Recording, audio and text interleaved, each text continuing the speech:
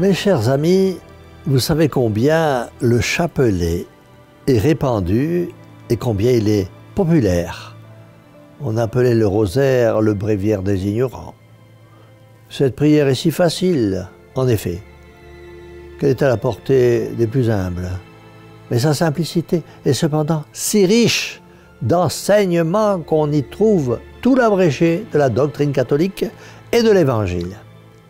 En 1840, des missionnaires français débarquent au Japon, terre qui avait été évangélisée au XVIe siècle et arrosée par le sang des martyrs, mais où depuis plus de 2 siècles, pas un prêtre n'avait pénétré.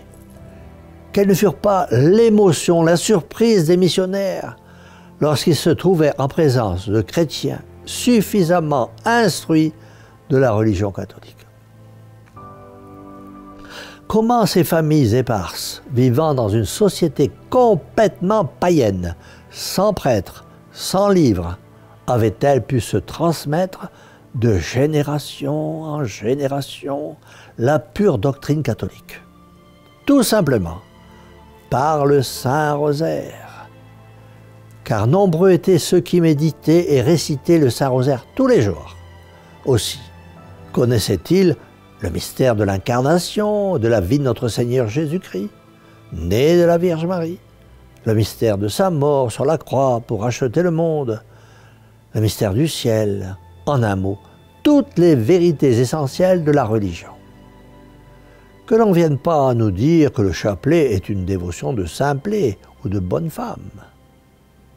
Il serait facile de citer des exemples d'hommes célèbres par le rang ou par la science, dont les mains intelligentes ont écrit des pages immortelles et qui n'ont pas eu honte de réciter le Saint-Rosaire. Michel-Ange était un puissant génie. Eh bien, à Florence, on montre le rosaire qu'il avait coutume d'emporter dans ses voyages.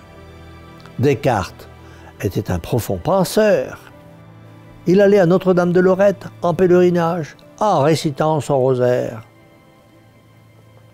Ozanam, ce grand chrétien, a raconté la profonde impression que fit sur lui, jeune étudiant lyonnais, arrivant à Paris et entrant dans une église. La vue de l'illustre mathématicien et savant Ampère, récitant son chapelet humblement agenouillé. Nous pourrions encore citer le maréchal Foch, que l'on voyait souvent le chapelet à la main, plein de confiance en Marie. Je cite ces exemples parce qu'ils sont intéressants, impressionnants, édifiants. Cela nous aidera sûrement à réciter notre chapelet sans rougir, en se défiant des moqueries des sots, sachant qu'avec notre chapelet, nous sommes en bonne compagnie. Il est vrai que de nos jours, le chapelet n'est plus très accepté par un certain clergé. Il ne faut pas l'écouter. Il suffit de se rappeler les demandes de Marie Immaculée pour comprendre que ceux qui combattent le Saint-Rosaire sont les ennemis de la Sainte Église. Notre-Dame, dans toutes ses apparitions, nous demande la prière, et la prière du chapelet. Alors, mes chers amis, si vous avez laissé le chapelet de côté, reprenez la sainte habitude du chapelet quotidien, si cher au cœur de Marie. De tous les exercices de piété, c'est le plus commode et le plus facile, le seul que l'on est toujours à portée de la main, qui dure ce que l'on veut, le temps que l'on dispose, que l'on peut interrompre et reprendre, en allant au travail, en prenant son repos, entre 2 occupations, en voyage. Oui, mes chers amis, il est si facile de prendre son chapelet et de commencer à s'entretenir avec la très sainte Vierge. Oui, mes amis, rien de plus efficace que la prière du chapelet. La prière bien faite est toujours efficace.